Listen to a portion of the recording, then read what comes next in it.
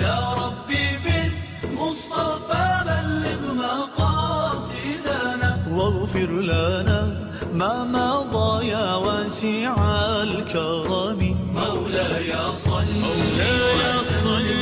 وسلم على حبيبك يا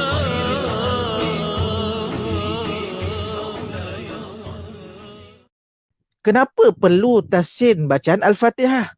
Kan? Kita duk tanya kenapa pula nak kena tahsin bacaan Fatihah ni. Tahsin ni apa? Tahsin ni perbaiki. Okey, tahsin ni perbaiki. Kita mencantikkan ataupun kita memperelokkan. Tanya pada diri, kenapa agak-agak kita kena tahsin Fatihah ni? Tak boleh ke kalau kata, alah ikutlah dulu dah belajar dah. Masa umur 5 tahun, 6 tahun sekolah tadika kan? Tadika, prasekolah.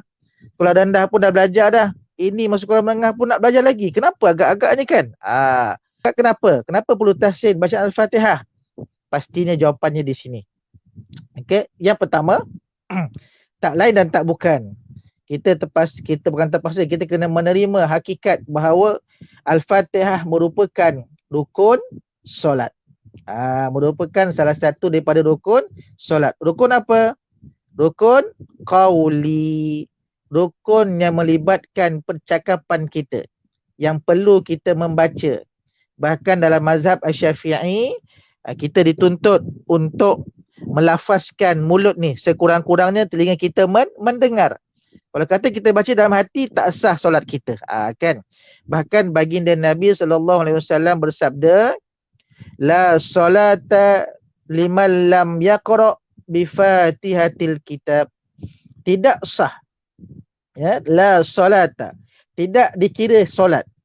Tidak sah solat bagi orang yang tidak membaca Fatihatil Kitab. Apa dia? Surah Al-Fatihah. Ini hadis Muslim. Okay? Riwayat Imam Bukhari, nombor hadis 756, dan juga Imam Muslim, nombor hadis 394. Boleh rujuk dalam kitab hadis. Silakan. Okay? Untuk kita confirmkan perkara ini. Baik. Ini perkara yang pertama, yang menuntut kepada kita untuk kita tahsin, perbaiki bacaan Al-Fatihah. Dan yang kedua, kerana juga Al-Fatihah dikira sebagai ibu kepada Al-Quran. Bukanlah ibu yang melahirkan Quran, tidak, bukan. Tetapi ibu artinya dia asas.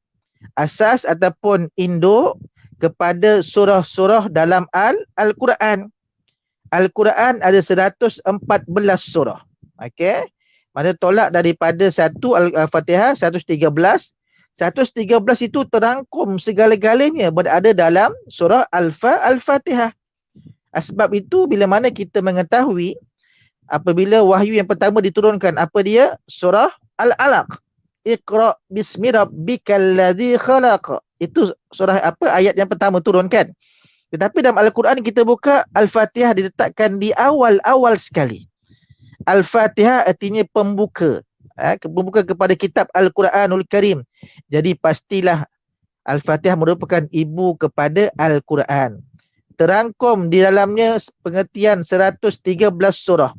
Terangkum di dalamnya segala ilmu berkaitan tentang Al-Quran. Segala-galanya.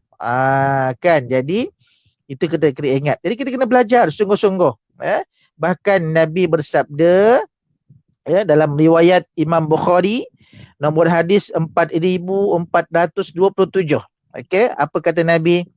Ummul Quran hiya sab'ul mathani wal Quranil azim. Ummul Quran ialah 7 ayat yang sentiasa diulang-ulang. Diulang-ulang ketika bila? Ketika dalam solat kita. Tadi kata rukun solat kan? Jadi dalam sehari, jika kita hanya menunaikan solat fardu, kita akan ulang sebanyak 17 kali. Banyak dah tu. Kan? Belum tambah dengan solat sunat. Qabliyahnya, ba'diyahnya, dengan duhanya, dengan tahajud dan sebagainya. Mungkin dalam satu hari lebih daripada 30 kali kita baca surah Al-Fatihah. Kan?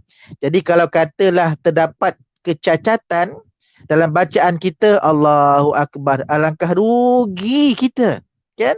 Solat kita tertolak Bahkan itu sebab kita dituntut untuk belajar, untuk perbaiki bacaan surah Al-Fatihah. Dan kita tanya diri kita sendiri, bila kali terakhir kita semak bacaan Al-Fatihah kita? Kalau katalah jawapannya pada 10 tahun dulu, Allahu Akbar, kan? Kecewalah kita.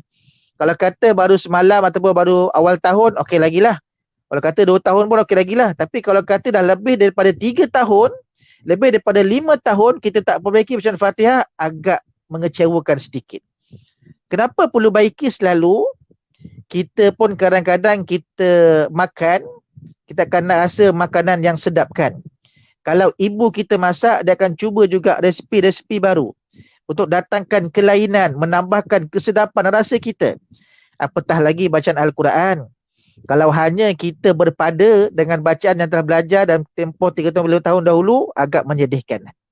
Itu sebab kita perlu pelajari berkaitan tentang bacaan Al-Quran ni, terutamanya kita kena belajar perbaiki ataupun mencantikkan dari segi bacaan surah Al-Fatihah.